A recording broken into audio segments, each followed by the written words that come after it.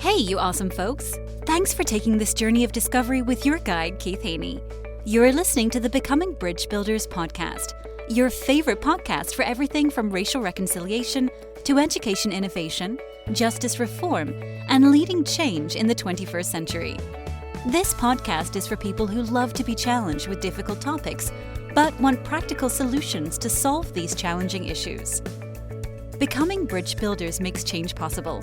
Each week on the podcast, Keith invites innovative thought leaders to share how they are building bridges in their area of expertise. You will hear breakthrough ideas and concepts that are changing the world. He's featuring guests who are best-selling authors, leaders at Microsoft, entrepreneurs, leading educators, professors, lawyers, and so many more. Listen in to learn how you can be the bridge to the change you are seeking. Welcome to Becoming Bridge Builders, a podcast where we explore stories and ideas that connect and challenge us and inspire us to build bridges in our lives and communities. I am your host, Keith Haney. Today we have truly thought-provoking guest, Bronwyn Schweigert. Bronwyn is a licensed psychotherapist, author, and host of the podcast Angry at the Right Things. Her work focuses on helping people reconnect with their anger in healthy ways, transforming shame and isolation into healing and resilience. We welcome her to the podcast. How are you doing today? I'm good. Thank you, Keith. It's good to have you on. Looking forward to this. We all need to deal with our issues, so I hope you can fix us in this 35 minutes we're gonna have together. If only. No pressure. Yeah. So I'm going to ask you my favorite question to kind of get us started. What's the best piece of advice you've ever received? Yeah, I appreciate that question. I would have to say, and there's a story here, so maybe we could just embark on this whole story. But years and years ago, my late 20s, I'm in my mid 50s, I had a coworker. She knew of a conflict I was in. I was really struggling. And she just said, you need to be true to yourself. And at that time, I'm a person of faith, and this coworker was not, but she was a really good person. And I was like, is that in line with what I believe? But it sounds really good and it sounds right. And then it sounds intuitive. And I really struggled, and I thought, well, God gave me my intuition, but I just didn't know what to do with be true to yourself, really. Until about maybe a decade later, I kind of hit bottom in my life. And that's kind of the beginning of my story as becoming a therapist, a psychotherapist. I ended up falling into a depression so profound that I wasn't functional at all. I was physically sick. I couldn't keep food down at times. I was vomiting, involuntarily at random times. And I was gaining also, ironically, a lot of weight because I couldn't stop eating at the same time. So it was really a difficult period of my life, to say the least. And I went to a lot of different therapists at the time. Everyone who knew me is like, you need to go to therapy. So I went to several. And I remember sitting on the couch, talking to them. And I thought to myself every single time, Bronwyn, even though you are barely functioning right now, I still believe you would make a better therapist than this person. And so that is actually what galvanized me to go back to school and to become a licensed therapist. And, that was kind of me being true to myself in a way, because I couldn't find anyone who was helping me make sense of myself, helping me understand myself. So I embarked on that journey for myself. And boy, did I ever. Subsequently, about 2 years after that, so I got better for a period of time, much better. But then about 2 years later, I fell into another very, very severe depressive episode that lasted years, actually. Once I finally pulled out of that years later, and I went back to work because I couldn't work actually during the second one, and became a therapist and started, seeing my clients, I started putting together these dots, connecting these dots, because their experiences of depression, their experiences of anxiety, their OCD, their ADHD, all of their mental illness, and a lot of somatic illness, meaning gut disorders, headaches, autoimmune disorders, I realized the common denominator is suppressed anger. And that was the same for me. And I looked back on my depressive episodes, and I was able to see if I had had the constitution at those times to feel anger and go, you know what, it's okay to be angry. And that anger wants you to be assertive right now and say, hey, this isn't okay. And not just cower and give in to this person who's asking you to do something that is not okay.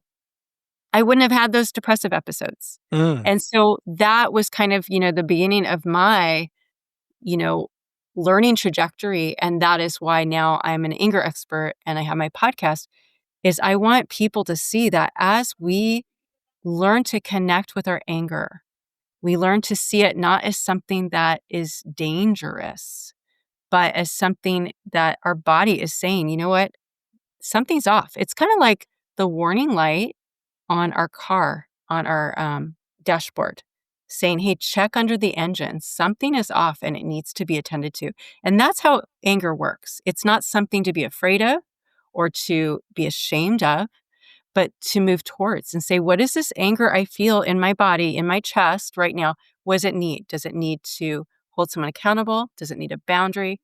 What does it need? And then as we do that, we circumvent the mental illness and we set things right in our lives and in other people's lives too. We bring order to the world around us.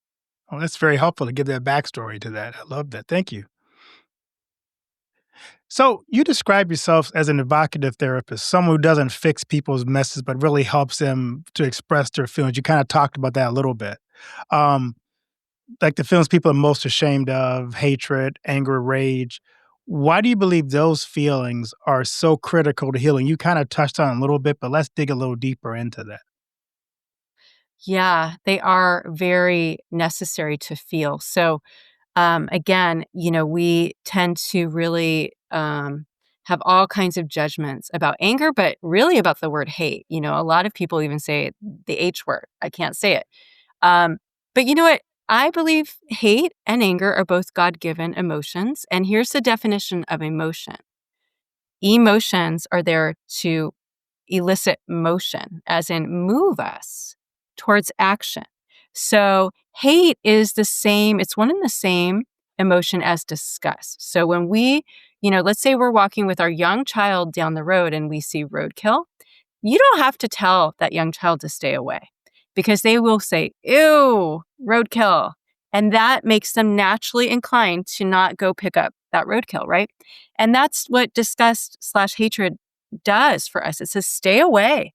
And if we can heed that wisdom, if we can see that emotion there to give us wisdom. Now, fostering hatred intentionally, like, ooh, I really want to nurse this hatred and I want to work towards getting revenge. I believe that is wrong. But that is very different from just noticing, ooh, my body, I feel it right in my gut. Like this person doesn't feel like a safe person and I need to stay away. So those are different, but that is what hatred's there for. And if we bypass our body warning us, we will get hurt because those people are unsafe. And if we trust them, if we, are taking seriously what they're saying and they're being manipulative or they're shaming us, they're making us feel ashamed when it's not legitimate, we will get sick. When I was in the parish, we used to sometimes use the term kind of modeling off Jesus' righteous anger. And sometimes we use that as an excuse to kind of confuse righteous anger, like you just described a little bit, to just anger in general. So how do you, as you're walking people through this is an okay emotion, how do you recognize what is good, righteous anger, so to speak, versus dangerous, problematic anger? Yeah, that's a great question. So I would say there's healthy anger and then there's reactive anger. Okay. And we all do both because we're all human. But healthy anger is kind of what I alluded to before. Like if, let's say we were scheduled to meet at 9 a.m. my time today and you just cruise on in at 9:15 and I've been waiting, I'm going to feel annoyed, which is a type of anger. And I might feel it in my chest. And so if I can pay attention and go, okay, it's okay to feel annoyed. I don't need to talk myself out of that feeling, which is what we usually do. And I say, Keith, you know what? I'm just checking in on why you were 15 minutes late. Is everything okay? That's me expressing that anger. Now, do you sense it as anger? No, you express it as maybe me showing concern, but I am angry and I am externalizing it. First, I'm going to check in. And if you're like, I wasn't late, then I'm going to feel some more anger. And I'm going to say, yeah, actually you were, right? So that's me being responsible with my anger. And that's a healthy anger. However, reactive anger, so I'll give you an example of my own, struggle with reactive anger, in my life. Reactive anger is a trigger that I come with way before I meet you. Okay. And it gets activated in our relationship, in our dynamic, because you're a human, I'm a human, but it doesn't belong to you. It belongs to me. It's my trigger.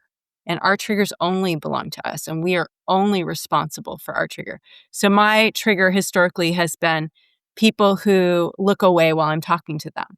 And my husband does that, a lot. And so, I've been really working on this, but that is my trigger because I grew up with a mom who never made eye contact with me. And I have a lot of anger at her. And that anger is also valid, but if I get activated with you, it's not valid towards you, right? And it's going to be disproportionate to the current situation because it's comes from an old wound. And so I need to be responsible for my reactive anger. And I need to tell myself, Bronwyn, this isn't Keith's fault. This anger really belongs to our mom. And I need to do work on that.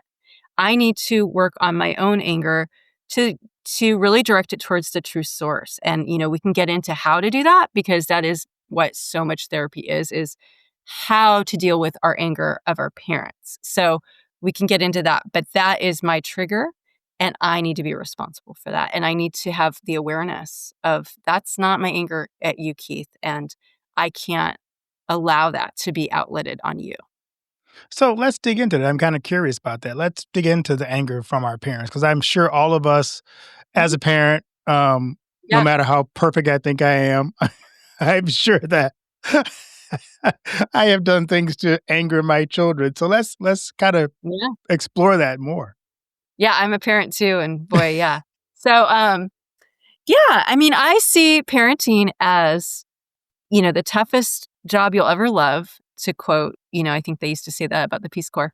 But, it's tough because our children are truth tellers and it's hard.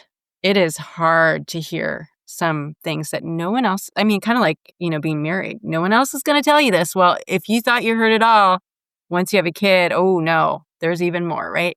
And it is very humbling. And not to say they're always right, but we can definitely hear their perspective and where they're coming from. So, yeah, so our own parents, of course, they're going to hurt us because they're human, just like we're going to, of course, mess up with our kids. Of course, there's no way around that. There's no humanly way to do that. So, however, what matters with children is not what we call the rupture in a relationship, but the repair. So if my daughter says to me, and she's, 21 right now, Mom, it really bugs me when you do that. You've always done that and, whatever. And if I really listen to her and I say, I can hear where you're coming from. I can defend myself, but you know what? I can also hear where you're coming from and how you feel. And that makes sense to me. And I want to apologize that that's hurt you, right?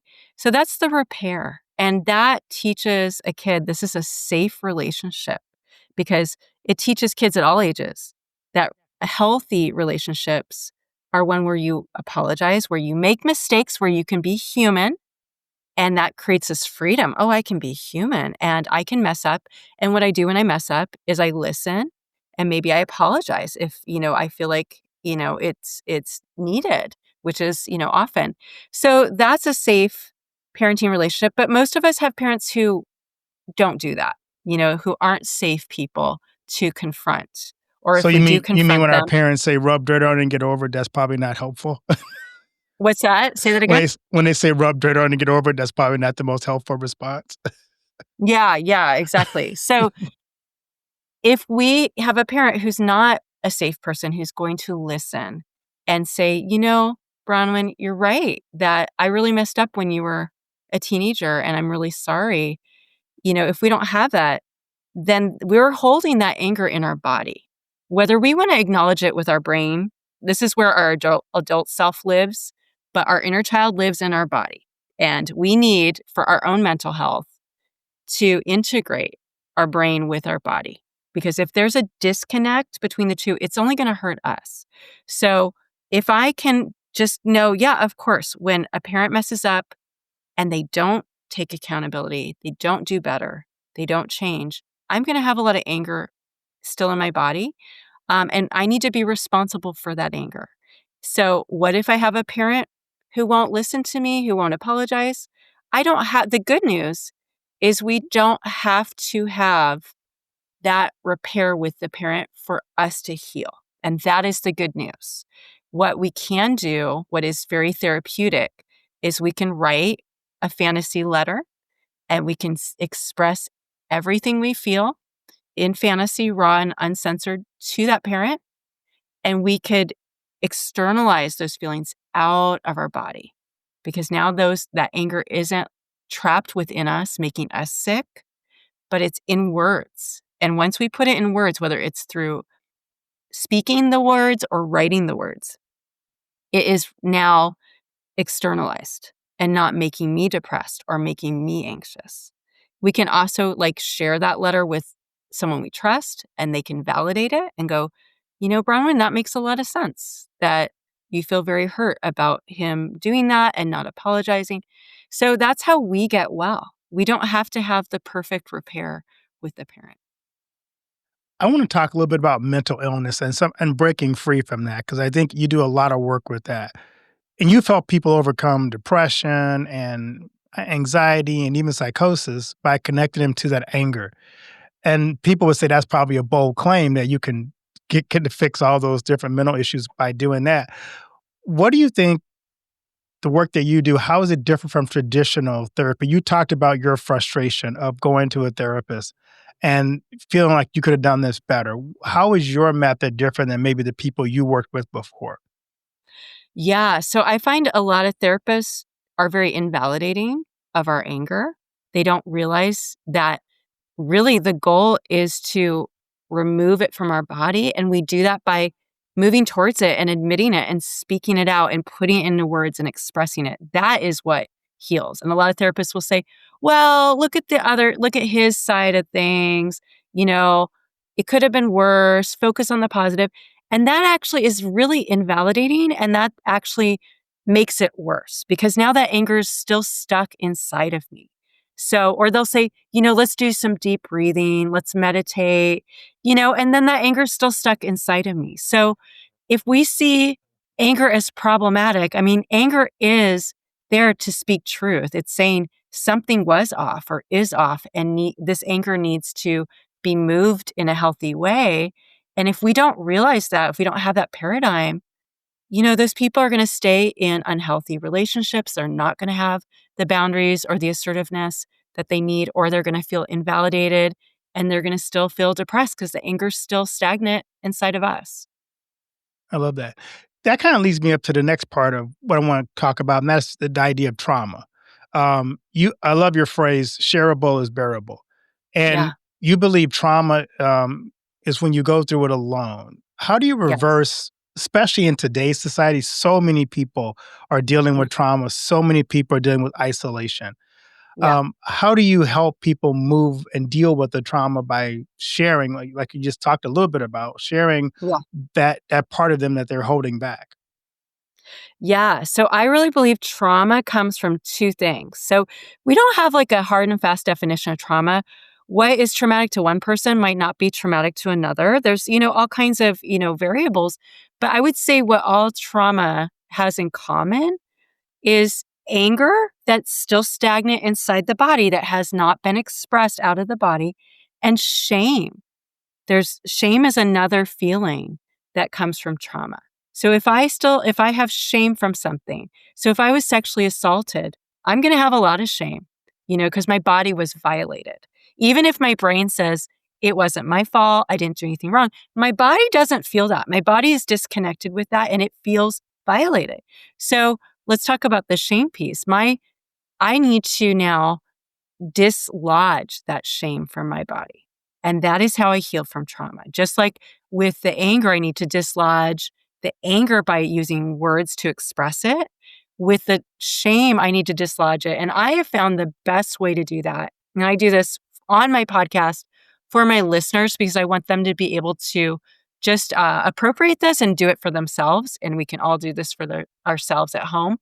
But to imagine the traumatic event, whatever that was. So I'll give you an example of what I did for myself. So years ago, all of a sudden this just spontaneously occurred to me, but I pictured little Bronwyn at age 10 at the dining room table where her father every night would belittle her and humiliate her throughout the dinner. And I imagined my adult self entering that memory, going to little Bronwyn, getting down on her level, looking her in the eyes, and saying, you know what, Bronwyn, I see how much shame you feel as a result of his ridicule every night.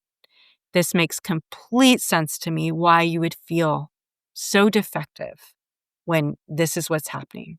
But you know what we're going to do?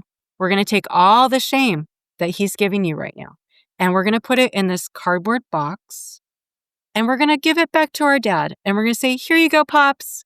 You know what? Turns out this was never mine. This was always yours. And so we're going to give it back to you. Return to owner.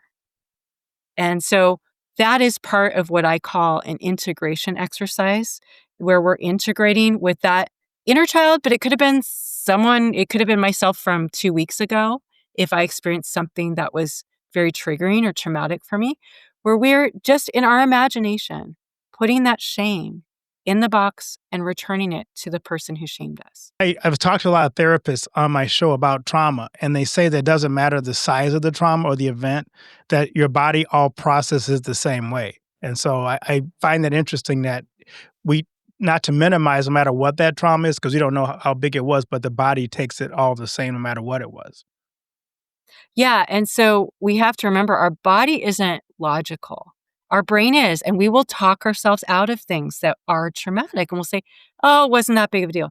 And that's when we're now having this division within us, where we are becoming what I call disintegrated. And the goal of human health is to be integral. It's to be whole. And so when we can just go, you know what, maybe it doesn't make sense logically, but this is how my body felt. It's emotion. It's not based on, my prefrontal cortex. And then we can just outsource that, shame, or speak out what our body needs to say to that person in fantasy too. So maybe I needed to look my dad in the eyes and just say, you're the shameful one here, not me, right? So that is very therapeutic. And again, we don't need to confront the actual person that traumatized us ever. Okay. So you have a podcast, Angry at the Right Things. What inspired you to start your podcast? Yeah, this is kind of crazy, but it was about almost 3 years ago. I was in church one Sunday, and this guy, I didn't really know him that well, but I was talking to he and his fiance about something, and he goes, Bronwyn, you need to start a podcast. And I was like, actually, that would be really fun. I thought of that in my mind, and then I went to sit down, and I looked at my phone, and I had just gotten an email like 2 minutes prior that from this random, thing that I'm a donor towards and nonprofit.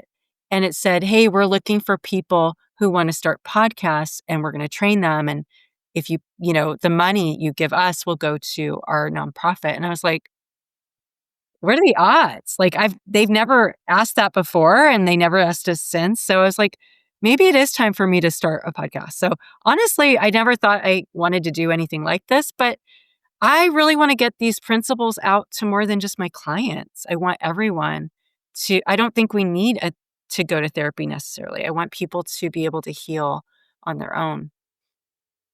What role, as a believer, what role does faith play in your therapy? Yeah. I mean, to me, how humans are naturally wired towards healing. Just like if we cut our leg and if we're healthy, a healthy person doesn't need any like intervention to heal the leg. We don't need anyone to put anything in the leg. We do need to protect the wound and we need to keep it free from, pathological bacteria by keeping it clean.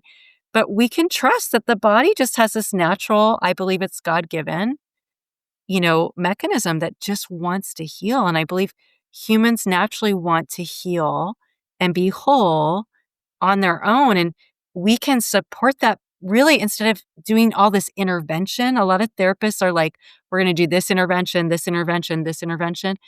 And I'm like, just let them talk about what their body needs to be heard and needs to have someone share their feelings with them and hear them and validate them. Trust that person that they have it within them to heal. And they just need us to support, just like the wound will heal on its own. Does that make sense? It does make sense. Yeah. Yeah. So, what are you excited about in this season of your life? Right now I am starting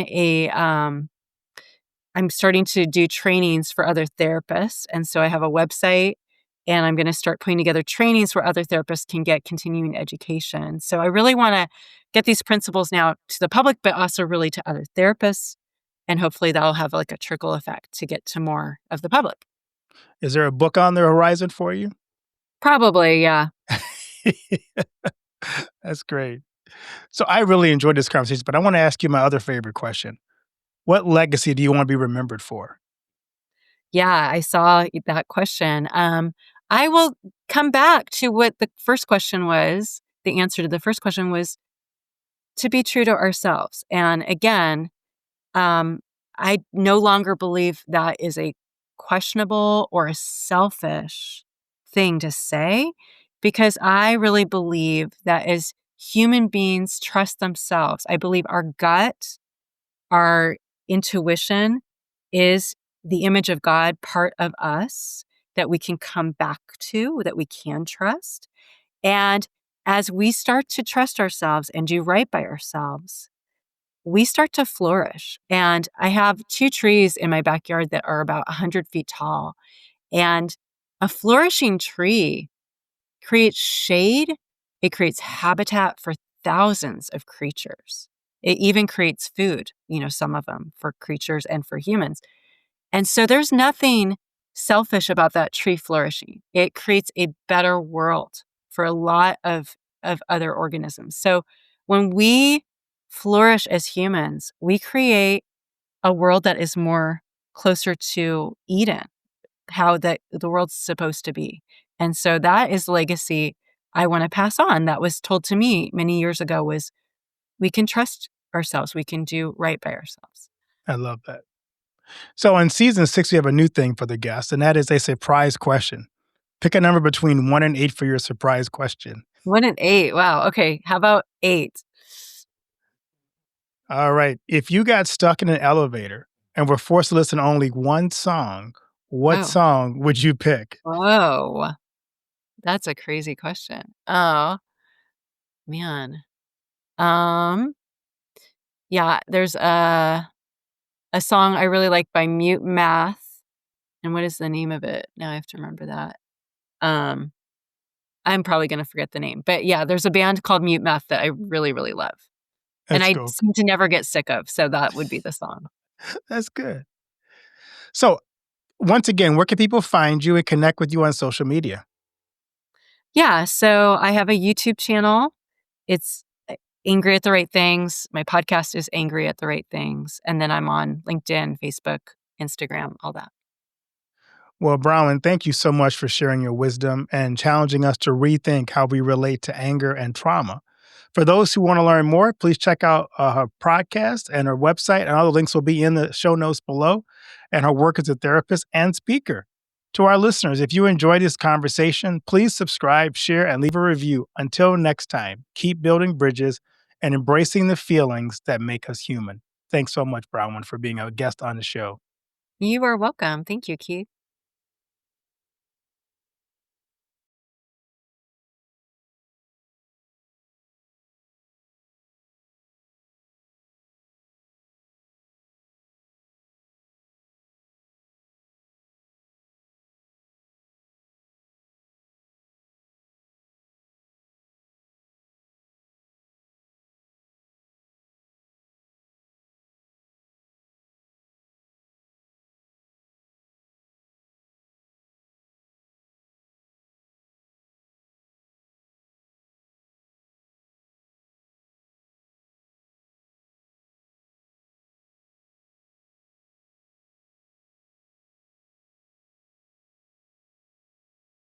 but act fast.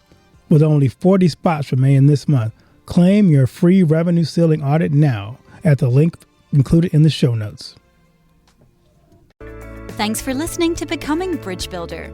If you enjoyed this episode and want to help support the podcast, please subscribe and share it with others. Post about it on social media or leave a rating and review. To catch all the latest from me, you can follow me on Instagram at @bkeithhaney and on Getter and Twitter @RevHeadpin. Thanks again and tune in next time.